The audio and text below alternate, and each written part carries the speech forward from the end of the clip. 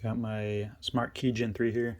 Finally got it open earlier today. Gonna try and get it on video here. Actually got it on video a few minutes ago, but phone decided it was done with recording and stopped right in the middle of gutting. So we're gonna do this again. I'm gonna talk about some of the issues that I was having when I first started trying to get this guy open.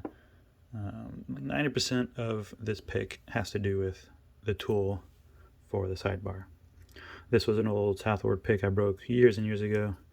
I shaved it down, filed it to make it thinner, and eventually I figured out the right design for it to work. And this one isn't going to last. This guy will trash these pretty quickly. But let's go. So this does work.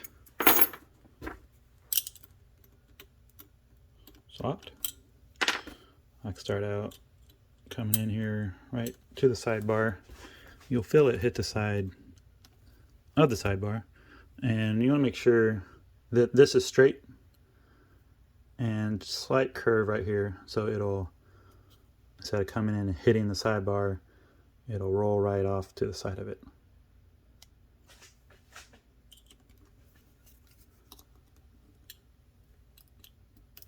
So you got to get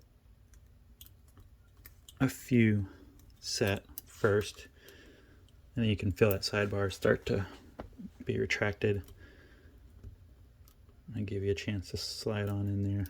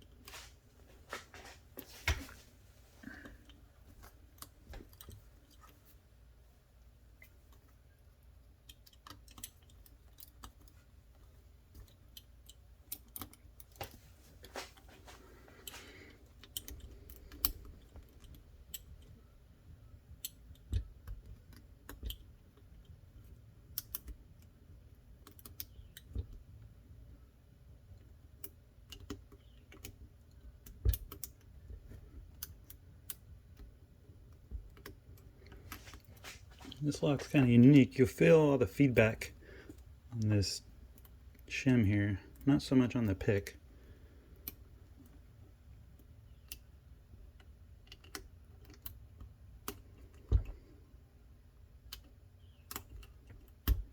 Oh, there we go. Okay. Step one was getting it on the side of the sidebar. I can push against it. I still want to keep going down though.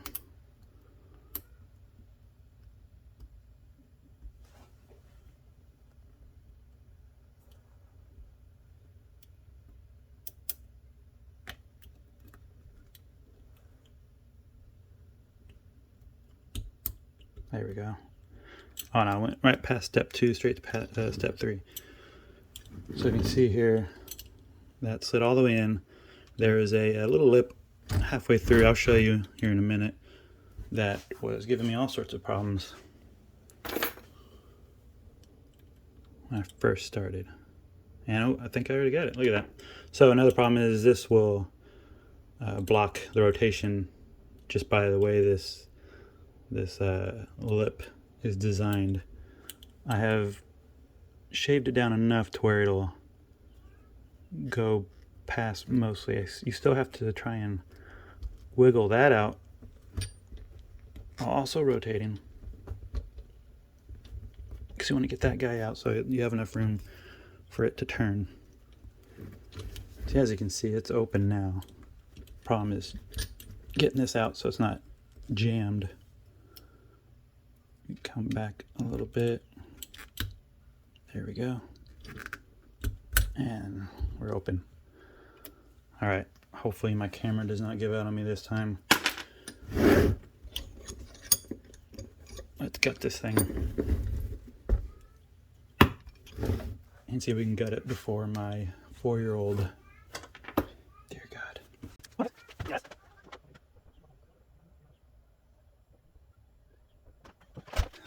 All right, I'm back.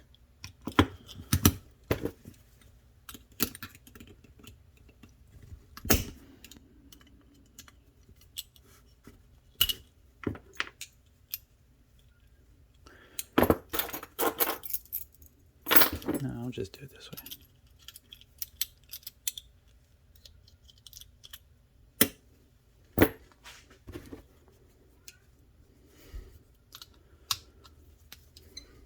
Yeah, I turn the camera on. He becomes the most helpless person in the world. All right. There's just a little spacer there. So what I was talking about, you can see right here. Let me get this up out. All right. So right here, when this slides in, at first it was too wide right here. Come on, focus. Too wide right there.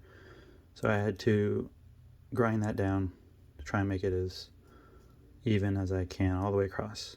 Second thing was, as you can see now, it has curved just from the torque on it.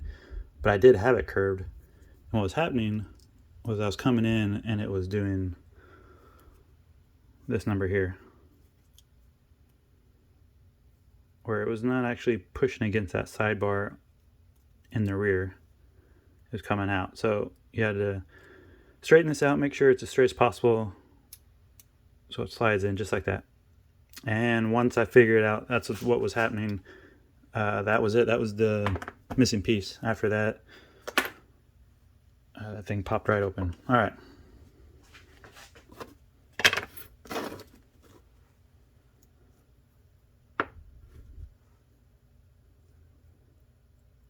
So as you can see, there are the 5.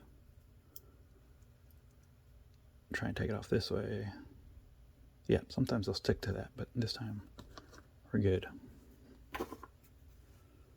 So this is the back side. So this is number 5 right here.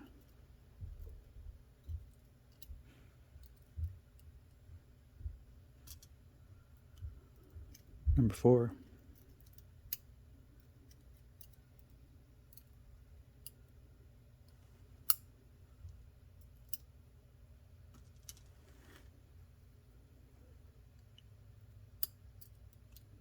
Number 3. 2.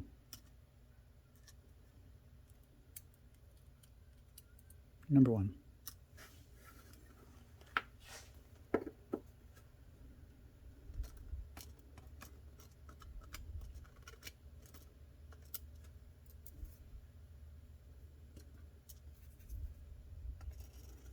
These are all identical. That's what makes this system work the way it does. They're 5 the exact same.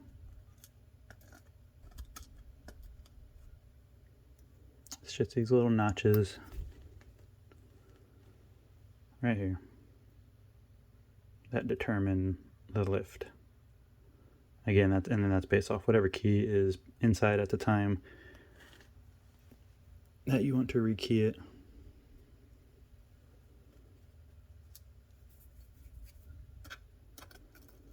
It's also very easy to get into this thing without a key. You don't even need the little, where's that? Over here. You don't even need the little tool.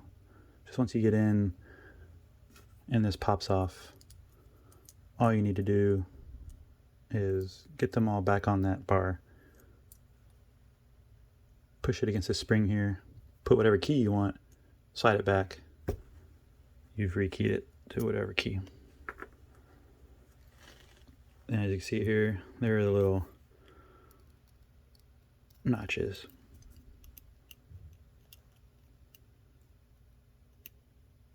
That will be in whichever corresponding notch is there. And this is what's actually pushing against the key. Sidebar on Gen 3s are flat and not rounded. That was the change there. They also retract. Get that little piece off.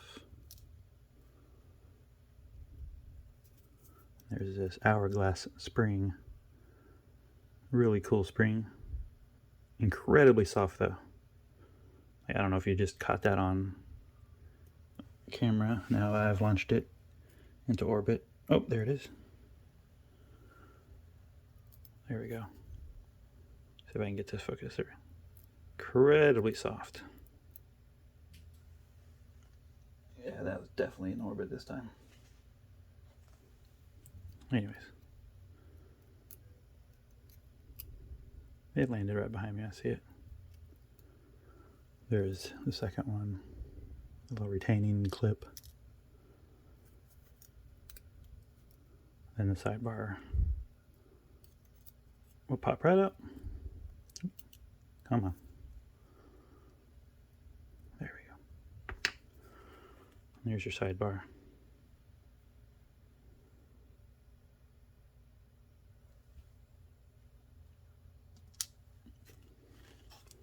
So there you have it.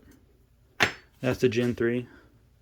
Like I said, the biggest obstacle is your tool for the sidebar. Not so much the pick. You can literally just use any pick as long as it can clear low cut key if there is one.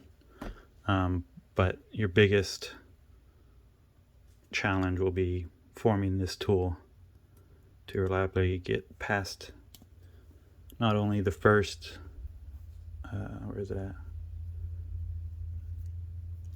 That first lip through there, and then to not catch on the sidebar itself. Because as you can see, the sidebar's flat. It's not, there's a little bit around it edge, but for the most part it's flat. So you want to have it curved enough that it slides past like that. And then once you've done that, the trick is once it goes through,